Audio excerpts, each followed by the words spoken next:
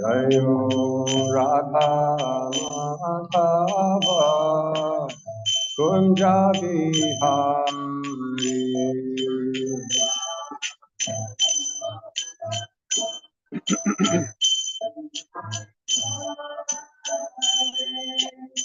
Gopi Jana Vallabha Girivaradari.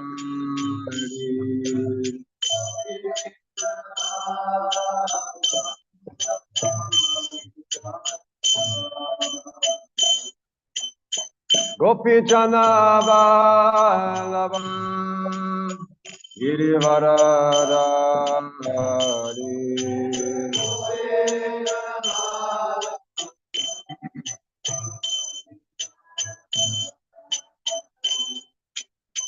Yashodhanandana Rajajana Ranjana. Can you get a table? One of the tables? Okay. Yashodhanandana Rajajana Ranjana.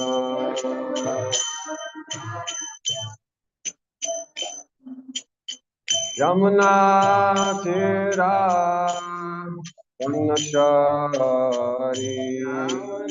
Thank you. Thank you. Yamuna Tira Vanachari.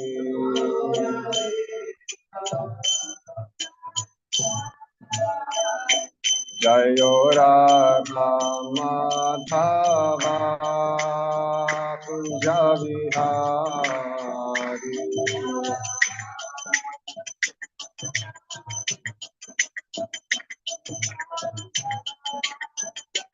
Jayo Radha Madhava Kunja Bihari.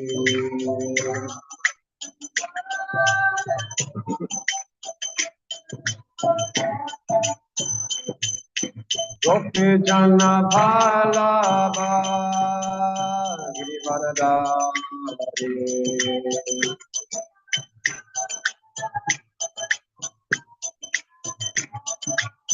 Gopi Jana Vallabha Girivaradari.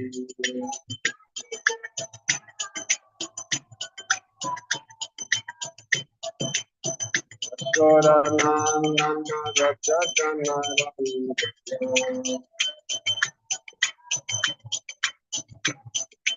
Yashodanandana Rajajana Ranjana. Yamuna Tira Vanachari. Yamuna Tira Vanachari.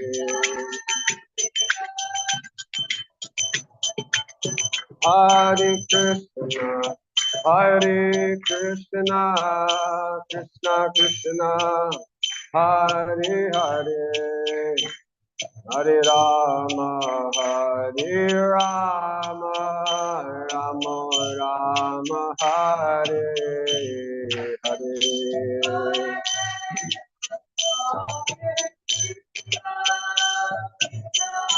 Krishna Hare Hare.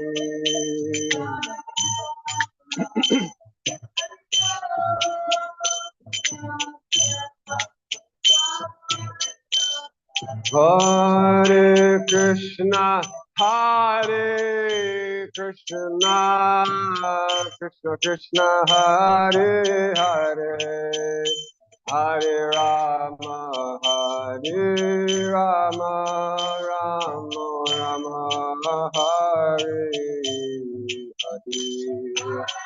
Krishna, Hare Krishna, Krishna Krishna, Hare Hare.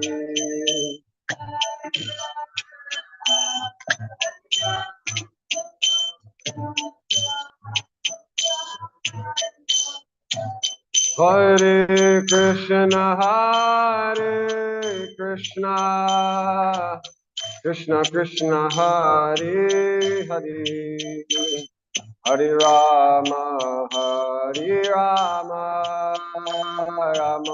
Rama Hare Hare, Hare Krishna Krishna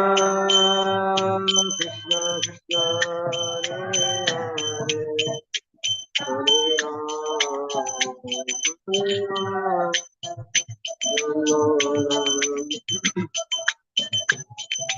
Jaya Prabhupada, Prabhupada, Prabhupada, Srila Prabhupada.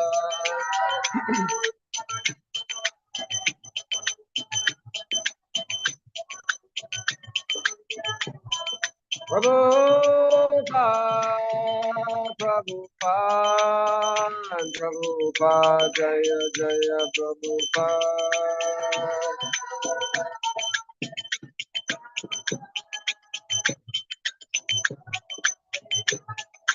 Jaya Jaya Prabhupada, Prabhupada, Prabhupada, Jaya Jaya Prabhupada.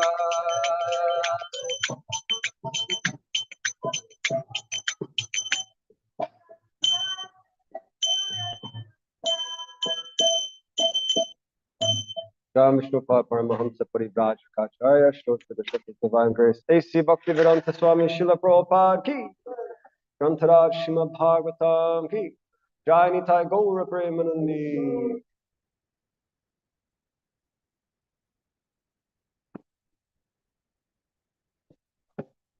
Hare Krishna. Good morning, everyone. So we'll start with reading from the Lilamrita. And this is in a section that's completely different.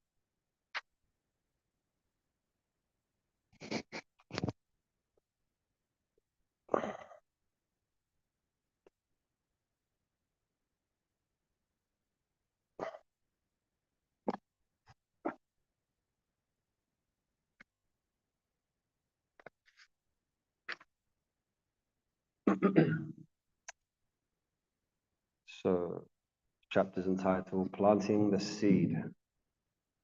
The United States recently increased involvement in Vietnam, was creating an increase of opposition to the war. On July 29th, American planes had bombed North Vietnam's two major population centers, Hanoi and Haiphong, an escalation which brought expressions of regret from several allied countries, including Canada, France, and Japan. United Nations Secretary General U Thant openly criticized America's policy in Vietnam. Further opposition to the war ranged from the US Senate down to newly formed pacifist groups, and dissenters held peace marches, sit-ins, and rallies in protest of the war and draft. Religious protest was led by Pope Paul VI, and the World Council of Churches decried America's involvement in Vietnam and called for a halt in the fighting as the most effective step toward negotiation. On August 6th, the anniversary of the bombing of Hiroshima, there were demonstrations in many major American cities, including a peace vigil at the United Nations headquarters in New York. On August 31st, there would be another 2-week-long peace vigil before the United Nations General Assembly building, and Mr. Larry Bogart had invited Prabhupada and his followers to open the vigil of praying for peace. Larry Bogart, who worked at the United Nations headquarters, had become friends with the Swami and had volunteered his help by arranging to print stationery for the International Society for Krishna Consciousness. The letterhead was designed by James Greene with a sketch of Radha and Krishna, and Mr. Bogart's name also appeared on the stationery at the head of the list of ISKCON trustees. Prabhupada accepted Mr. Bogart's invitation to the peace vigil. Prabhupada saw it as an opportunity to publicly chant Hare Krishna, so he was glad to attend. He announced to his congregation that Monday, the 31st, instead of the usual morning class at 6:30, everyone should meet at the United Nations headquarters for a special kirtan. Srila Prabhupada ki.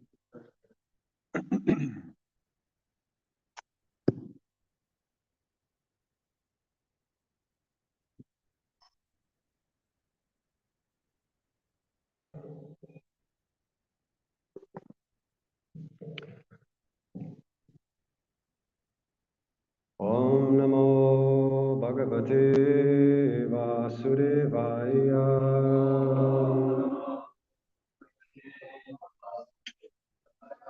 Om Namo Bhagavate Vasudevaya.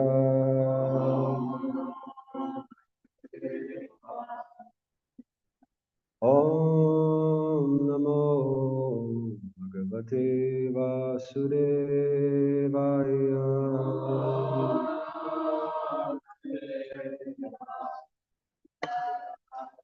So reading from Grantaraj Srimad Bhagavatam, Canto 4. Who knows what Canto 4 is entitled? No? That's right. The creation of the fourth order.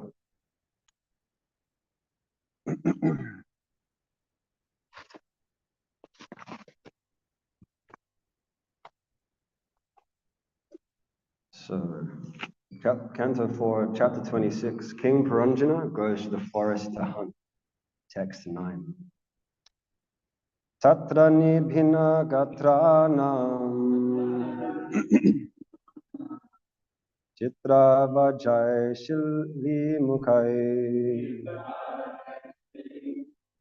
iplavo bhud dukit anam dusaha karuna atmanam tatra nibhina gatranam Chitravajay Shilimukai Viplavo Bhud Dukhitanam Yusakara Karuna Atmanam Tatra Nibina Gatranam Chitravajay Shilimukai Viplavo Bhud Dukhitanam Usaha Karuna Manam.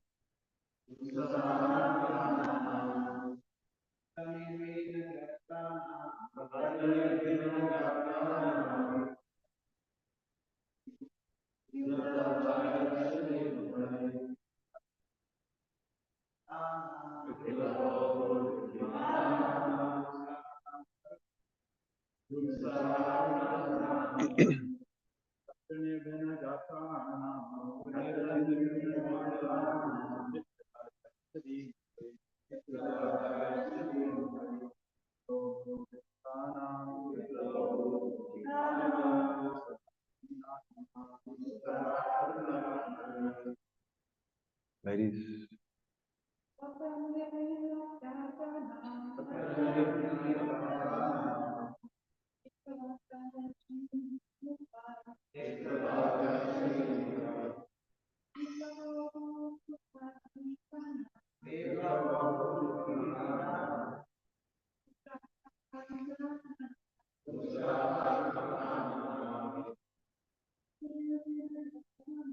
Tatani bina gatranam Jashinimukai Viplavo Dudhukitatnam Usaha Karanatmanam. Word for word. Tatra, there. Nirbina, being pierced. Gatranam, whose bodies, Chitravajai, with variegated feathers, Shili Mukai, by the arrows, Viplava, destruction, Abhut, was done, Dukitanam, of the most aggrieved, Dusa, unbearable, Karuna Atmanam, for persons who are very merciful. Translation and purport by His Divine Grace, A.C. Bhaktivedanta Swami Srila Prabhupada Ki. When King Puranjana was hunting in this way, many animals within the forest lost their lives with great pain, being pierced by the sharp arrowheads. Upon seeing these devastating, ghastly activities performed by the king, all the people who were merciful by nature became very unhappy. Such merciful persons could not tolerate seeing all this killing. When demoniac persons engage in animal killing, the demigods or devotees of the Lord are very much afflicted by this killing. Demoniac civilizations in this modern age maintain various types of slaughterhouses all over the world. Rascal swamis and yogis encourage foolish persons to go on eating flesh and animals at the same time, continue their so-called meditation, mystical practice. All these affairs are ghastly, and a compassionate person, namely a devotee of the Lord, becomes very unhappy to see such a slight. The hunting process is also carried on in a different way. As we have already explained, hunting women, drinking different types of liquor, becoming intoxicated, killing animals, and enjoying sex all serve as the basis for modern civilization. Vaishnavas are unhappy to see such a situation in the world, and therefore they are very busy spreading this Krishna conscious movement. The devotees are pained to see the hunting and killing of animals in the forest, the wholesale slaughter of animals in the slaughterhouses, and the exploitation of young girls in brothels that function under different names as clubs and societies. Being very much compassionate upon the killing of animals in sacrifice, the great sage Narada began his instructions to King Prachinaparisha. In these instructions, Narada Muni explained that devotees like him are very much afflicted by all the killing that goes on in human society. Not only are saintly persons afflicted by this killing, but even God himself is afflicted and therefore comes down in the incarnation of Lord Buddha. Jayadev Goswami therefore sings, Sadaya Hridhaya Dharshita Pashug Hatam. Simply to stop the killing of animals, Lord Buddha compassionately appeared. Some rascals put forward the theory that an animal has no soul or is something like dead stone. In this way, that they rationalize that there is no sin in animal killing. Actually, animals are not dead stone, but the killers of animals are stone-hearted. Consequently, no reason or philosophy appeals to them. They continue keeping slaughterhouses and killing animals in the forest. The conclusion is that one who does not care for the instructions of saintly persons like Narada and his disciplic succession surely falls into the category of Nashta Pragya and thus goes to hell.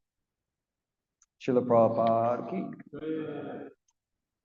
Om Ajnanatimrandasya Gyananjana Shalakaya Chakshurmilitam Jena Tasmai Shri Gurave Namaha. Jai Shri Krishna Chaitanya Prabhu Nityananda Shri Advaita Gadadha Shivasari Gaura Bhakta Vrinda. Hare Krishna Krishna Krishna Hare Hare, Hare Ram Ram Ram Hare Hare.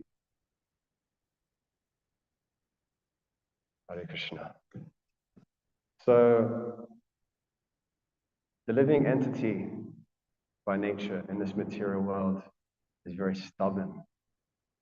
We understand the living entity is, according to their conditioning and being dragged around by the modes of material nature, being dragged up to the higher planetary systems and down to the lower planetary systems, back up to the earthly planetary systems, continually in the cycle of birth and death.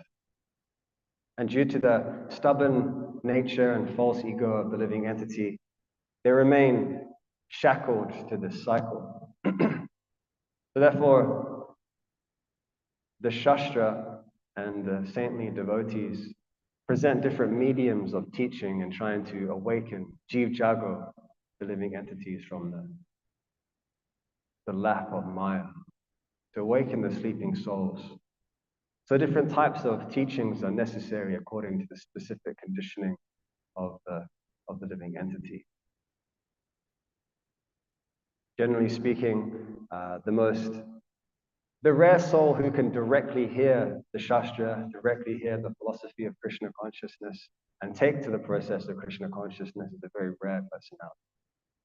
I heard how, I don't know who it was, but there was one devotee on Sankirtan, and he must have been having a difficult time. No one was really listening to him or taking him seriously, so he just decided to, the next person he walked past, well, he just said, Sarva Dharma Vrityatya Vikam Sharanam Vraja. Abandon all varieties of religion and surrender unto me. I shall relieve you from all sinful activity. Do not fear. And apparently that person that he said that to just fell unconscious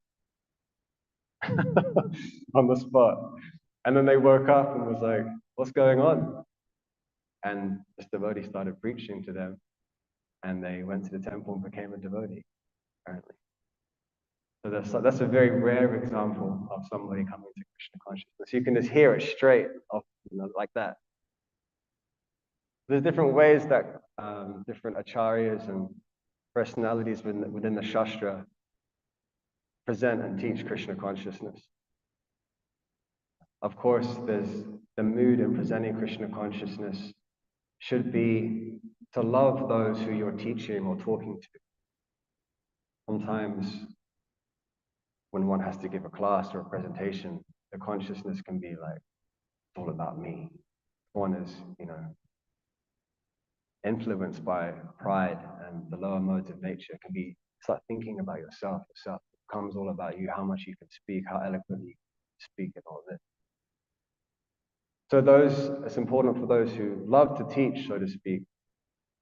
It's important for them to understand to love those they teach. So all the different personalities within the Shastra who are preaching, they have this mood, and therefore they're speaking according to time, place, and circumstance. So another way of presenting Krishna consciousness or teaching Krishna consciousness to others is by giving them an experience. And I was wondering, can anybody think of an example in the Shastra of someone who gets deep realization through experience?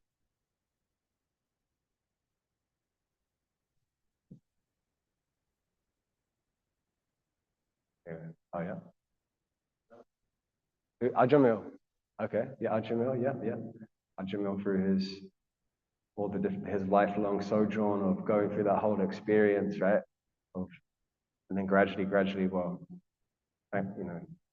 fortunately he named his son Narayan.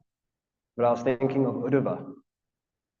Krishna, rather than directly telling Uddhava about the direct glories of Vrindavan, he sent Uddhava there himself.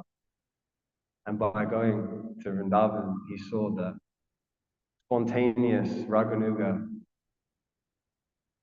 mood of the gopis of Vrindavan. And by that, being exposed to them and having that experience of Vrindavan, Uddhava could understand the depths of Raja Bhakti simply by going there. Another way of learning or experiencing the magnitude of Krishna consciousness is by being in the direct presence of someone who has such potency.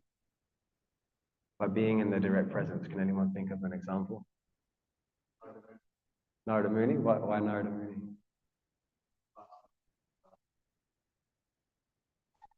Right. Yeah, right. by being in the presence of the Bhakti Vedantas, right? Yeah, taking their remnants and hearing their katha, he became purified. Yeah, I was also thinking of Mahaprabhu and the pastime of Prakashananda Saraswati, how by them seeing the effulgence of Mahaprabhu, but by being in his personal presence, they became amazed. Of course, the impressionists are very much into effulgence. So when they saw the effulgence of Mahaprabhu, they thought this is like nothing I've seen. And then there's also sometimes in the Shastra teachings are presented through seeming deviation. Anybody think of an example of that? By presenting like the philosophy may seem deviant to the natural course of the Shastra, but by doing that, the living entities can gradually learn. Yeah, that's that. I was also thinking that, but also, yeah, of course, Murari the hunter was half killing all the living entities, all the animals in the forest. But Narada Muni just said, just kill them fully. So this may seem like Narada Muni telling a hunter to kill animals, but it's better to kill them fully than half killing them, and then gradually he will understand that that's a more compassionate act. But also in this purport is described Lord Buddha, right? Buddha came to prevent the killing of animals and sacrifice, and therefore he actually said, forget the Vedas, right? And then the next step on from there was Shankaracharya, who was teaching the philosophy of impersonalism based on the premise of the Shastra, that people could at least come back to the Shastra and really understand. And the next Acharya is Madhvacharya. With that gradual progression, people could come to pure bhakti. So in this section of the Bhagavatam, we're hearing the conversation between King Prashina, how do you say his name? Thank you. Yes. And Narada Muni. And how basically there's a story of understanding allegory. In this pastime, there's Narada Muni is presenting an allegory to Prachina Brisha. Why do you think allegories and stories are so powerful? Can you relate to them? Yeah. Anything else? Yeah. I'd like to be entertained. Yeah, definitely. Yeah. Yes. It goes past the ego, right? Yeah, that's one major point I was thinking as well. Yeah, we can relate to them. They're entertaining, right? That's one reason why Vyasadeva wrote the Mahabharata, right? Because of so many stories that can help us become absorbed. But yeah, one of the powerful aspects of story or allegory, metaphor, is that it goes past the false ego. Like we were saying earlier, the living entity is very stubborn. So by hearing stories, allegories, the philosophy can sneak its way into the heart of the living entity. I remember my mother, when I first started practicing Krishna consciousness, I was trying to give it to her straight, the philosophy, saying, wasn't presenting Krishna consciousness in necessarily a very compassionate way. That's not recommended at all. Don't say that to your mom, your parents. But we used to have big arguments. But I remember I gave her Radhanath Swami's book. Such an amazing story of his life. And she couldn't put it down. She read it in 2 days. She read it quicker than me. So yeah, it goes past the ego, it goes past the bodily conception of life. So it can help to do that. Go past the false ego. So thus Narada Muni is speaking to King Prachina Brisha about the story of Paranjana, the allegorical story of Paranjana, to help him understand his actual position. Because, he's a king. He's got so much, he's very much shackled by passion. the false ego of a king is, as you can potentially imagine, grand due to their position. So Narada Muni is expertly speaking to the king in this way.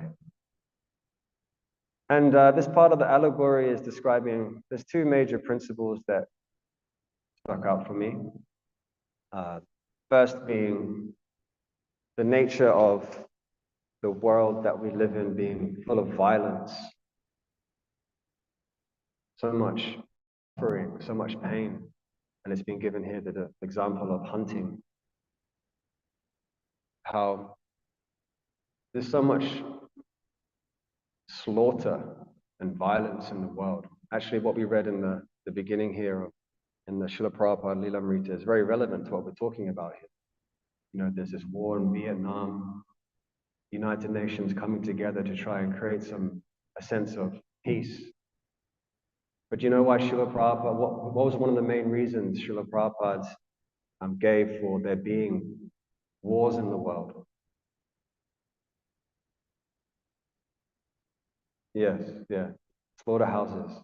Prabhupada said there's so much war in the world because of the slaughterhouses, because of this mass consumption and industrial killing and mass consumption of meat. So when one engages in this activity of killing animals and partaking of their flesh, then one becomes more and more entrenched and covered by the mode of ignorance to such an extent where one becomes more and more and more selfish. And that becomes their own fallacy. There's a story of Jesus and the 3 loaves of bread.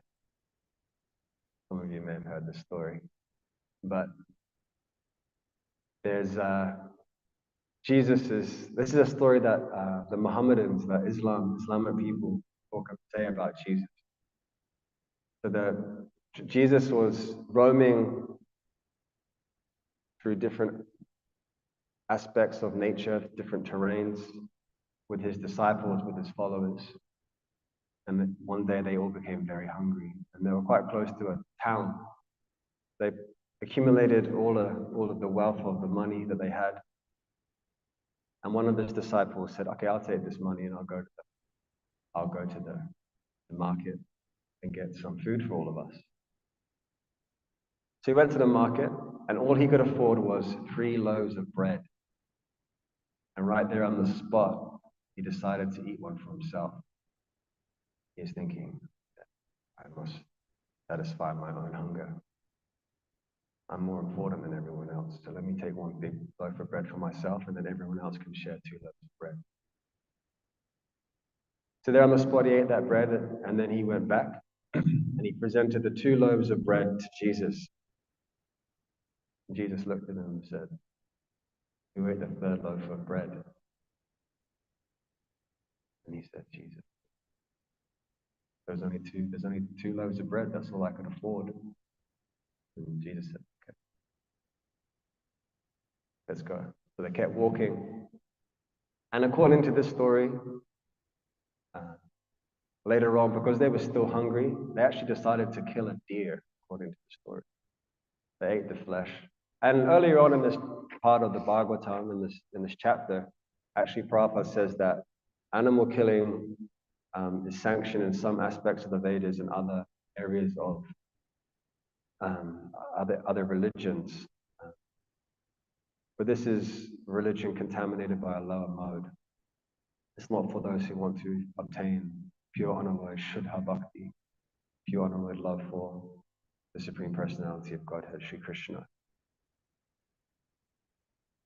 Nonetheless, according to this story, apparently they killed a deer, they ate its flesh, and there on the spot, Jesus brought this deer back to life. All of the flesh started manifesting itself again, all the fur started coming back on the deer, and it stood up and then ran away. And then Jesus turned to the man who ate the 3rd loaf of bread and said, "In the name of the one who allowed this to happen, tell me who ate the 3rd loaf of bread." He said, "No, there's only 2 loaves of bread, Jesus." Jesus was very tolerant. Okay, let's go.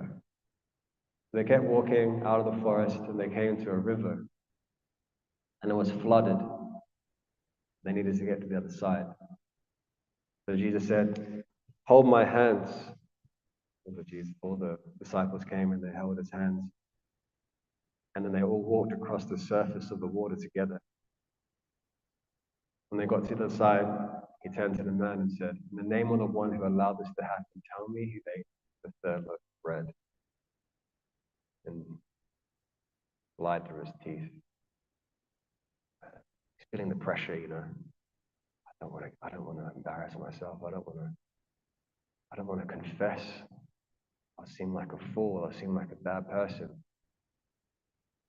To Jesus, there's only 2 loaves of bread.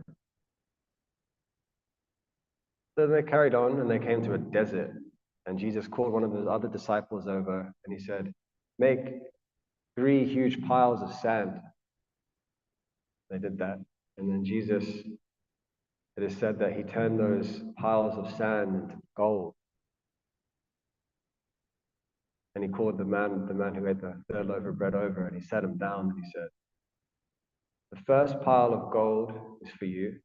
The second pile of gold is for me. And the third pile of gold is for the person who ate the third loaf of bread. And he said, yeah, I ate the third loaf of bread, Jesus. It was me. Bring on the money. Right? Bring on the gold. And Jesus said, okay, you can have all 3 piles of gold, but you're no longer qualified to come with us. And the man didn't care. He was like, fantastic. See you later, Jesus. I got all this money. Look what I can do with all this wealth. I can enjoy. I've got so much wealth now. I can do whatever I want. He was sitting there and Jesus and his followers, they all left. He was just, salivating, And then while he was contemplating on what to do, it said that 3 bandits, 3 thieves came along and saw the situation. And they were like, okay. And without hesitation, they just cut his throat, killed him. They killed the man, the ex-follower of Jesus. And then they were sitting there, we've got so much wealth now, what are we going to do? They're discussing about how to fulfill their desires and their plans and ambitions. And one of them said, okay, I think we've been talking about this a long time. Let me go get us some food. So he went to the market, closest market, got some food. He poisoned the food. So he'd bring it back and then the others would partake and he could have it all for himself. So as he came back to the gold, the other 2 thieves were hiding. And when he arrived, they jumped from behind of the piles of gold and they killed him. And then they ate the food. And then naturally they died, right? So there's these 3 piles of gold, these 3 thieves, and there's this old follower of Jesus lying dead. And then Jesus came back and said to his followers, just see, this is the life of this world, and this is what happened to you if you follow it. So when one is entangled in the lower modes of nature, ignorance and passion, then one is just dragged around by these lower qualities and then engage themselves in the pursuit of sense gratification. They end up destroying themselves. And we can see that on an individual level, and we can see that on a collective societal level. In the name of trying to hoard and increase economic development, we can see the world is destroying itself. I think it was a few years ago, the the 9 major nuclear states or countries in the world, in 1 year collectively, they spent $82 billion on nuclear weapons. $82 billion just on nuclear weapons. And the statisticians calculated that was $150,000 a minute on nuclear weapons. Just to try and protect, as we understand, the base aspects of material life, animal consciousness, eating, sleeping, mating, and defending. This is going on. Trying to hoard wealth and, by all means, if necessary, kill everyone else and blow up the planet if possible. That's an option they have. Otherwise, why would they accumulate so much nuclear weapons? So,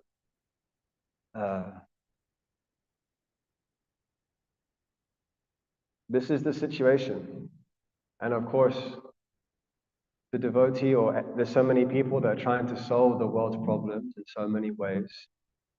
But ultimately, it is the mercy of the devotee that can really aid, and the compassion of the devotee that can really solve the problems of this world, to help those who are deeply suffering within the material nature. We understand that, it's one thing to be compassionate. There's so many people that are maybe compassionate for the sufferings of this world, those who are suffering in a miserable condition. But it's another thing to be compassionate towards those who are creating the difficulty, or compassionate towards those who are inflicting pain and suffering on oneself. That's a whole nother level of consciousness. That's a whole nother level of depth, right? And actually, in order to create sustainable and deep societal change, there has to be compassion towards those who are creating the suffering. Because otherwise, it's just, as Srila Prabhupada said, moving one burden. If you're carrying some weight and you're getting sore there, you just move it to the other shoulder. You're just moving the burden, right? So similarly, there's so many people who are trying to solve the problems in the world. The environmental problems, mental health problems. But they're just moving, because their solutions are not based on a depth of Krishna consciousness. The heart is not fully transformed. So therefore, we can see in the Shastra the example of the devotees whose hearts are so deep in mercy that they can actually touch the hearts of those who are creating problems in the world, who are inflicting difficulties in the world. We hear of examples like Vasudev Dutt. Vasudev Dutt was so moved by the pain and sufferings of the living entities in this world that he was praying to the Lord that, please, even though these people are creating so many problems in the world, there's so much sinful activity that these people are performing, please allow me to take on their reaction so they can be liberated. They can be delivered. Let me go to hell for everyone. How deep is that compassion? That you're willing to take on the sufferings of those who are creating the problems in the world. That is not an ordinary type of compassion. And then we hear about also the heart and depth of love and compassion and mercy of Haridas Thakur. When Haridas Thakur was being beaten through all the different marketplaces, he was praying. He's being severely lashed, whipped, and beaten again and again. Was it 22 marketplaces? Again and again and again. And he's praying to Mahaprabhu, because he understands the heart of Mahaprabhu. As we understand, the first offense in the chanting of the holy name of the Lord is to blaspheme those devotees who dedicate their lives to the propagation of the holy names of the Lord. He understood that Mahaprabhu is not going to be happy about this. that he was praying to Mahaprabhu, please, please save forgive these personalities who are lashing me, beating me. Forgive them. Do not do them any harm, please. Let me take on direction if necessary. Such is the heart of Haridas Thakur. And Mahaprabhu said, after this situation, he said to Haridas Thakur that I was ready with my Sudarshan Chakra in my hand to kill these people, but I couldn't do anything about it because I was checked by your love, by your mercy, by your compassion for these souls. I couldn't do anything. All I could do was, by my potency, cover your body so that you wouldn't feel the pain.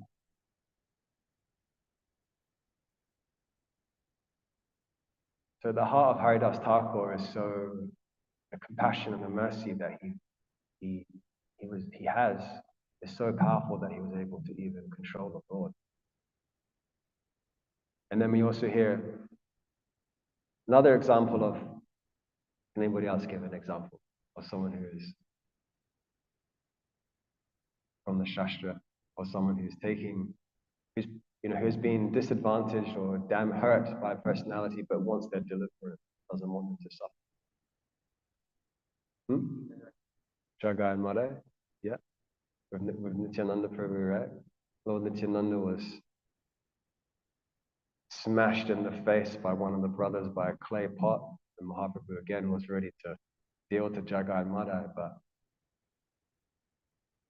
Nityananda Prabhu, because of his mercy, he was pleading with the Lord, no, please do not hurt this person.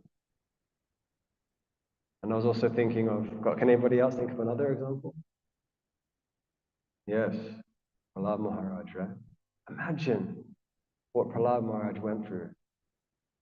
His father threw him in pots and vats of boiling oil, threw him off cliffs, locked him in dungeons with venomous serpents, tried to get him crushed by elephants. Imagine being in that situation. Your father doing that to you. It's like crazy, inconceivable, right? And of course, Lord Narasimhadev came and ripped Hiranyakashipu in half. But afterwards, Prahlad Maharaj was praying, please do not allow the living entity within my father's body to be delivered. Please forgive him. I want the best for him. So, and then Lord Nrsimhadev said, yes, don't worry. I've given him liberation.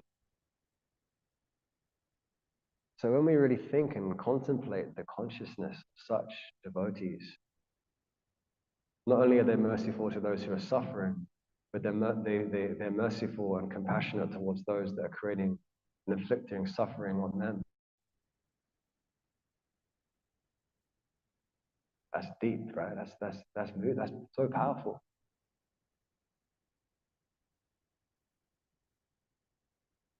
Yeah. So this is the solution to many of the world's problems, many of the situations in the world. So much of the violence of the world can be solved by this kind of consciousness. Actually, as a training counselor, with the men that I work with, a lot of domestic violence and this violence and anger in general, and a lot of what I'm working on my clients with is helping them to understand the importance of compassion on the person that has inflicted suffering on them, and through that there can be a sense of internal transformation. But of course, that can only really happen on the deepest level of Krishna consciousness. So I wanted to speak about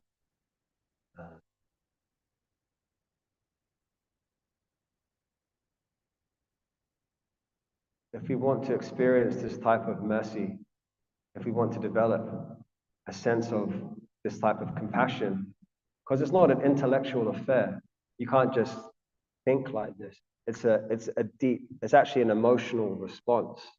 Your heart has to become transformed in order for you to react to someone like that.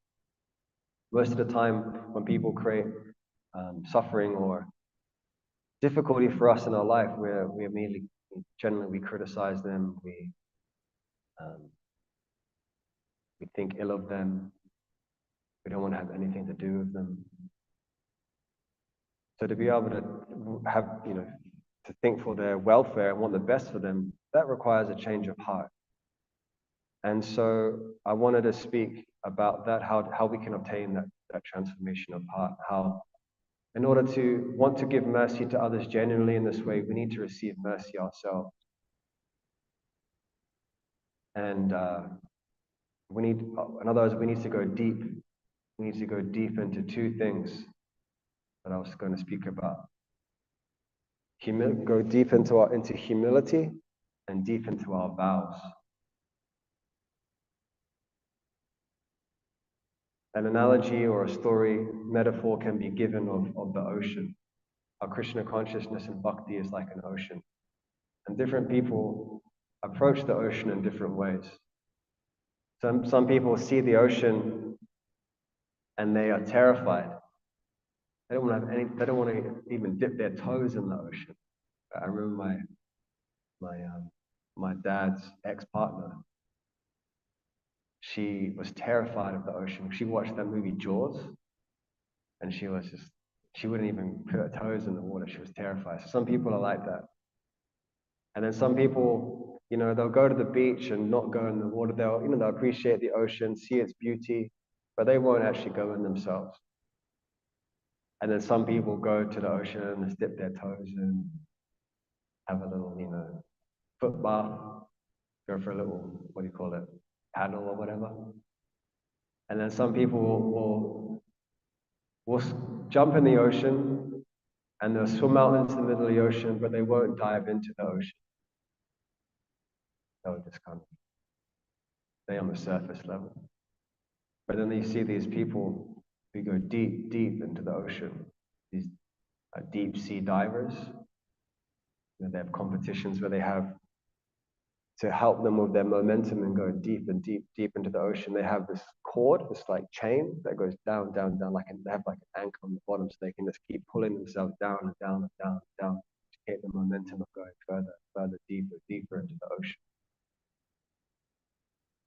So some people, when they hear about bhakti, Krishna consciousness, they're just immediately turn away from it. Like those who hear about the sharks in the ocean, some people hear about, the unfortunate things that happen in the name of religion or in Krishna consciousness or forms of spirituality. They're like, oh, no, I don't want to go there, because they're actually traumatized in some way.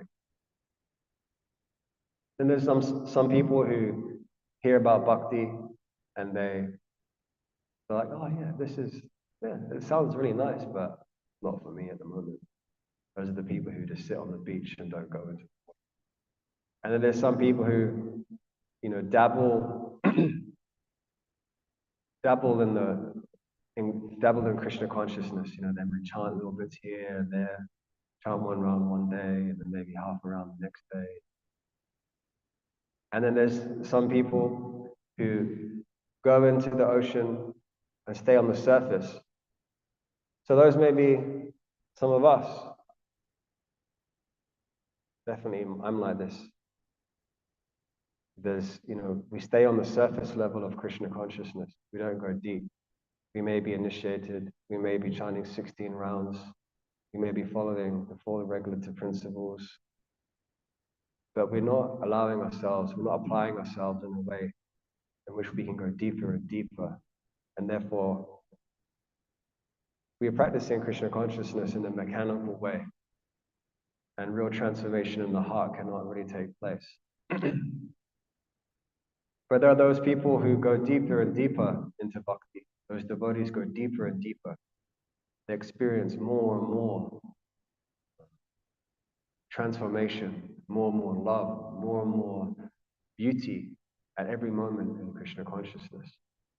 Because they're applying themselves in a way to deeply please the Lord.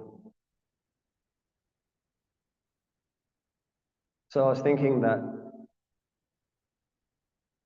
the way we can go deeper in Krishna consciousness is by deeply, in relation to what I was talking about in the beginning of this class, is understanding our actual position. And by understanding our actual position and what we've done in the past, or even maybe presently, that are preventing us from coming closer to the Lord, and actually utilizing those things to help us go deeper into our humility, a genuine sense of humility. There's a very interesting pastime with Rupa Goswami. We know that when Rupa Goswami first met Mahaprabhu, there was an extraordinary sense of humility there. And this story that I'll share now is given insight into why Rupa Goswami's humility was so deep. This is a story given by one of Srila Prabhupada's godbrothers called Obil Kapoor in one of his books he's written about the Goswamis. He shares how, as we know, before Rupa Goswami, Rupa and Sanatan, before they met Mahaprabhu, they were working for the Nawab and in Golda. And he was one of the magistrates, he was one of the governors, he was one of the organizers for the Nawab. And he was surrounded by vast amounts of wealth, status, position in society. So at this time, Rupa Goswami, he was in Ramakeli, and the Nawab was in Golda. And he was doing some work in Ramakeli for the Nawab. And then he received a message in the middle of the night from the Nawab saying, "You must come back to Golda immediately. There's some work that needs to be done for you." So Rupa Goswami said, "Okay, we are under the Nawab. We must immediately go back to Golda." And he looked out of the window, and it was an intense thunderstorm, torrents and torrents of rain, thunder, everything, gusts and winds. So they went, Rupa Goswami and those who were serving him. He was in a palanquin actually, and they're passing through different towns and different villages, and they heard in one town, he overheard a washerman speaking to his wife. The washerman heard the procession and Rupa Goswami going through the town. And he said, what mad person would travel at this time of the night in such condition and such weather?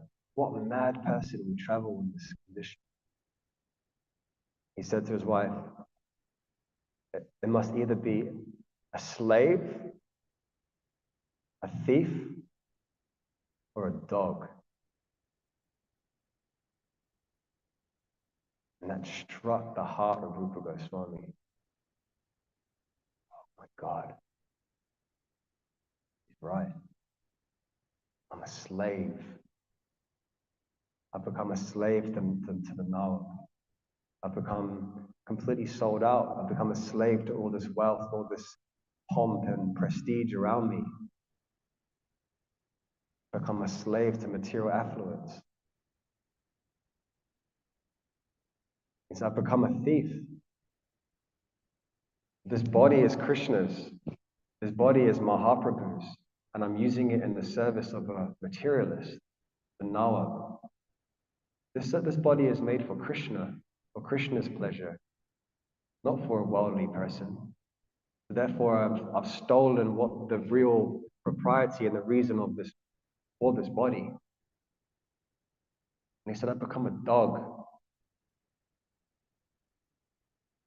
A dog becomes so dependent on those who are maintaining it.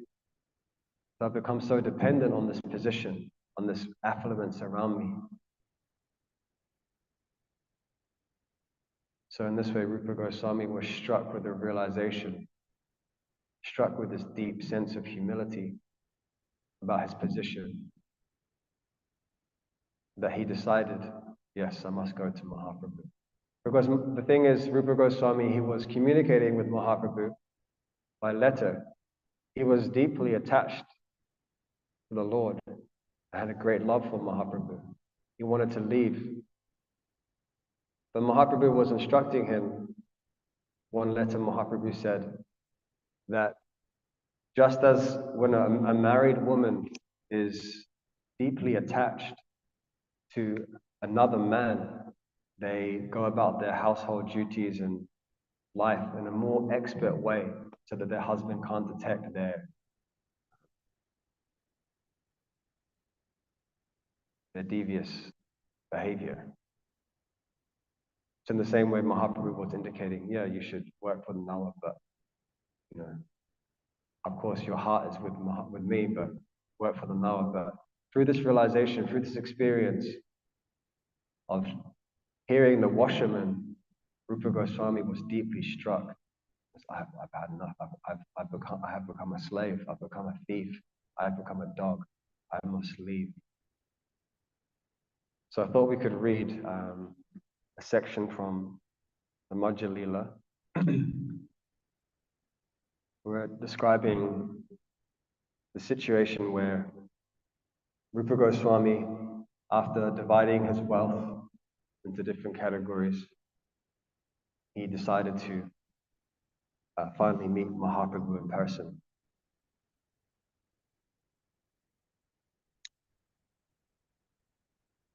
So in this section, Madhya Lila, chapter 1, the pastimes of Lord Chaitanya, Rupa Goswami is, so yeah, after having this conversation with Rupa Goswami, the king entered his private house. Rupa Goswami, then known as the Bhirakas, also returned to his residence. So he's just been having a conversation with the Nawab. After returning to his residence, the Bhirakas and his brother decided after much consideration to go see the Lord incognito. Thus, in the dead of night, the two brothers, the Bhirakas and Sakir Malik, went to see Sri Chaitanya Mahaprabhu incognito. First, they met Nityananda Prabhu and Haridas Thakur. Sri Nityananda Prabhu and Haridas Thakur told Lord Chaitanya Mahaprabhu that two personalities, Sri Rupa and Sanatan, had come to see him. In great humility, both brothers took bunches of straw between their teeth and, each binding a cloth around his neck, fell down like rods before the Lord. Upon seeing Lord Chaitanya Mahaprabhu, the two brothers were overwhelmed with joy, and out of humility, they began to cry. Lord Chaitanya Mahaprabhu asked them to get up and assured them of all good fortune. The two brothers got up, and again taking a straw between their teeth, they humbly offered their prayers with folded hands. Jaya Jaya Shri Krishna Chaitanya Dhoya Moya Patita Bhavana Jaya Jaya Mahashaya. All glorious to Shri Krishna Chaitanya Mahaprabhu, the most merciful savior of the fallen souls. All glories to the Supreme Personality.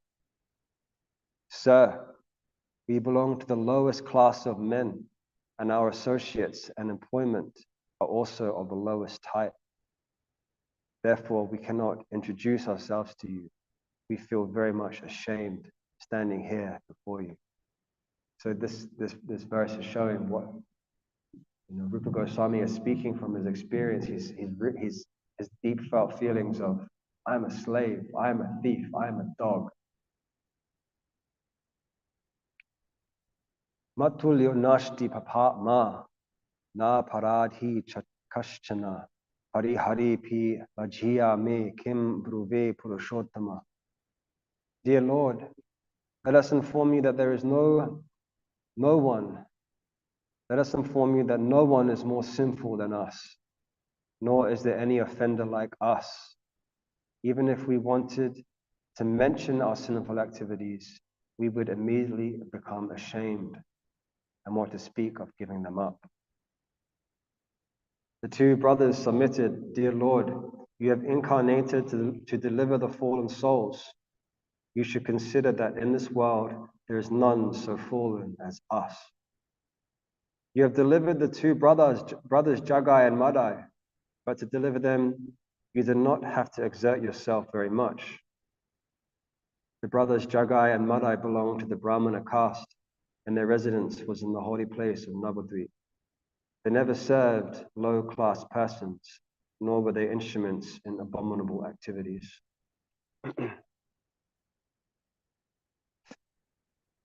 Jagai and Madai had but one fault. They were addicted to sinful activity. However, volumes of sinful activity can be burned to ashes simply by a dim reflection of the chanting of your holy name. Jagai and Madai uttered your holy name by the way of blaspheming you. Fortunately, that holy name became the cause of their deliverance. We too are millions and millions of times inferior to Jagai and Madai. We are more degraded, fallen, and sinful than they. Actually, we belong to the caste of meat eaters because we are servants of meat eaters, referring to the Nag. Indeed, our activities are exactly like those of the meat eaters. Because we always associate with such people, we are inimical toward the cows and Brahmins.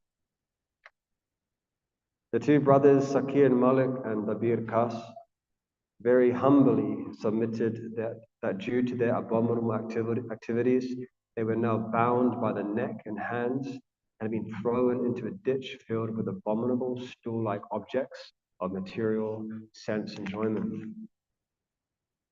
No one within the three worlds is sufficiently powerful to deliver us.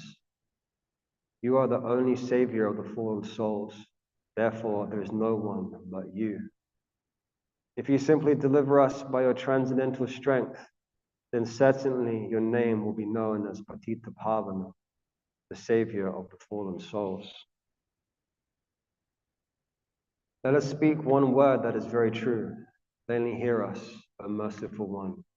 There is no other object of mercy within the three worlds but us. We are the most fallen. We are the most fallen. Therefore, by showing us your mercy is most successful. Let the power of your mercy be exhibited throughout the entire universe. Let us submit one piece of information before you, dear Lord. It is not at all false, but is full of meaning. It is this: if you are not merciful upon us, then it will be very, very difficult to find more suitable candidates for your mercy. We are very depressed at being unfit candidates for your mercy. Yet since we have heard of your transcendental qualities, we are very much attracted to you. Indeed, we are like a dwarf who wants to capture the moon. Although we are completely unfit, the desire to receive your mercy is awakening within our minds.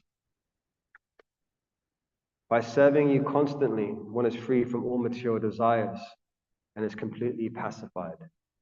When shall I engage as your permanent eternal servant and always feel joyful to have such a fitting master? After hearing the prayer of the Bir Kas and Sakir Malik, Sri Chaitanya Mahaprabhu said, "My dear Dabir Kas, you two brothers are my old servants. My dear Sakir Malik, on this day your names will be changed to Srila Rupa and Srila Sanatana. Now please abandon your humility, for my heart is breaking to see you so humble."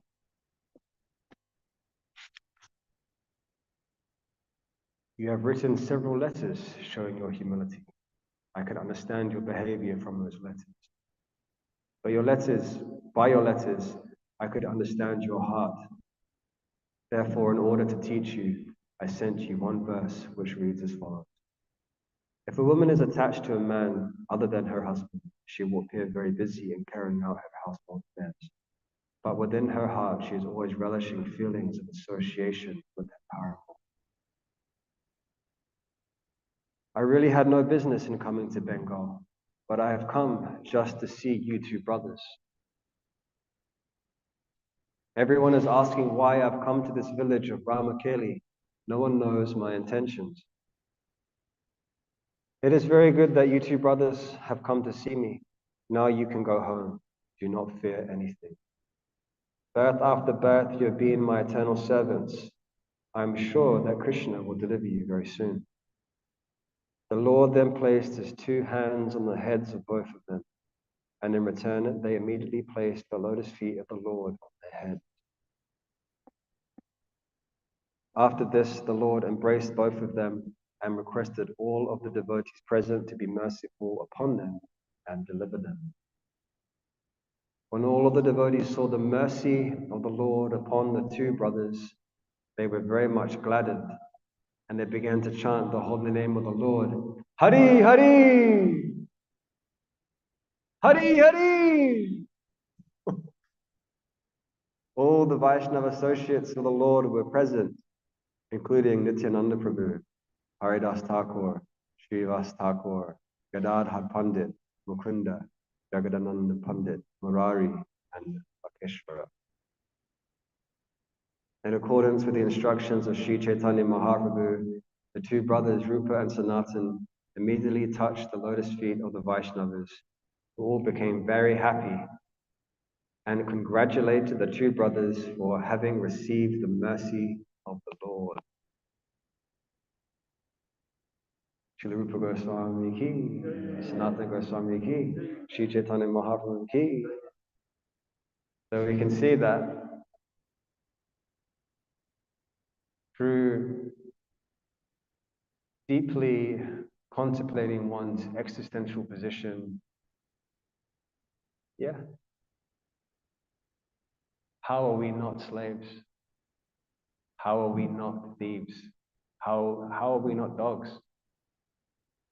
This is Rupa Goswami's realization. And approaching Mahaprabhu with that mood, they received the mercy of Mahaprabhu. And when they received the mercy of Mahaprabhu, they solely gave their lives for the betterment of the universe. They gave up everything to help the living entities come closer and closer to the Lord.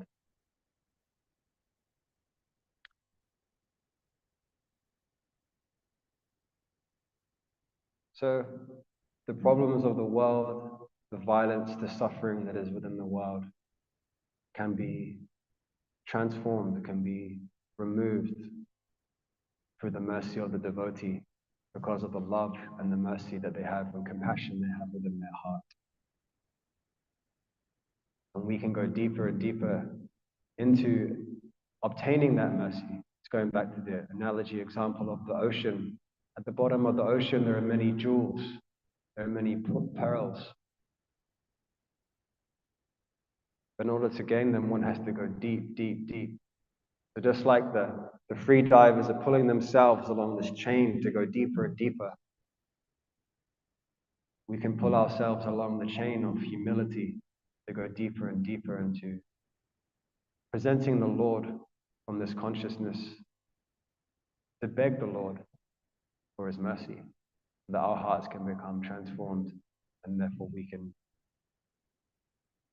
by the Lord's desire, if the Lord so desires, we can create some positive change in the world and touch the hearts of other living entities. Hare Krishna, Krishna Krishna, Hare Hare, Hare Rama, Rama Rama, Hare Hare.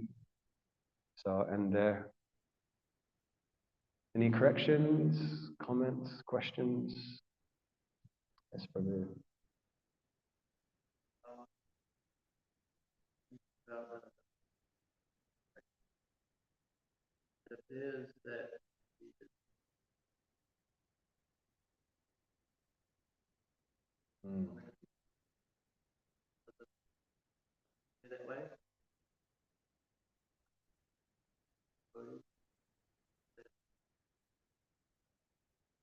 Yeah, it's a good question. I also thought about this.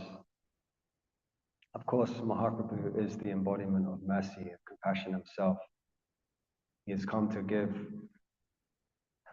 the highest level of God consciousness that is possible. You know, as we know, most other religions, and even within Vaishnavism, most of the varieties of prema that can be awakened are only in relation to Vaidhi sadhana bhakti, the sense of awe and reverence for the Lord. But Mahaprabhu has come to give Raganuga bhakti, in which one can experience the topmost level of exquisite love of Godhead, in which through Madhurya Rasa, in which the Lord becomes completely controlled. So Mahaprabhu has come to give that wealth to the most fallen. So Mahaprabhu is the embodiment of compassion and mercy. But we understand that the Lord loves his devotees more than he loves himself. The Haridas Thakur, the Namacharya, is very, very completely beyond my comprehension, but Mahaprabhu has very, very deep feeling for Haridas Thakur. It's a personal relationship, personalism. If one of your good friends, you saw one of your good friends getting beaten, you'd want to step in, I'd imagine. Someone that you had a deep connection to, that you saw they were suffering, you'd want to step in. So that is the situation of Mahaprabhu and Haridas Thakur. It's not that Mahaprabhu is, that's all I can say. Anybody else want to say something else? Yes.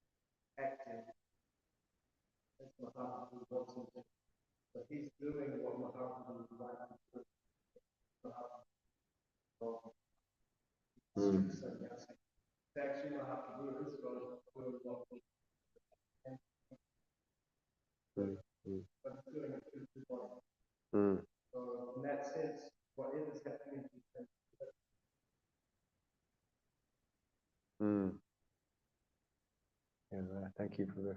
Yeah, it's not that Mahaprabhu comes by himself, right? It's Panchatattva. So they're all different. We understand they're all different limbs of the Supreme Personality of Godhead, right? They're all limbs of Mahaprabhu in a way. So that Mahaprabhu is acting through all of them. Is that correct? Yeah. Beyond my realization. Anybody else want to say something on this? Yeah.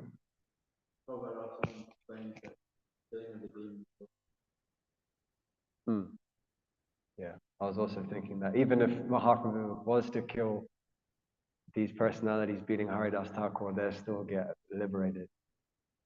Then you could say it's also a sense of compassion. Is that okay? Anybody else? We're supposed to finish at 9, right? Okay. Kantra Shima Bhagavatam ki, Srila Prabhupada ki, Chani Thai Gopremanandi. Srila Prabhupada ki.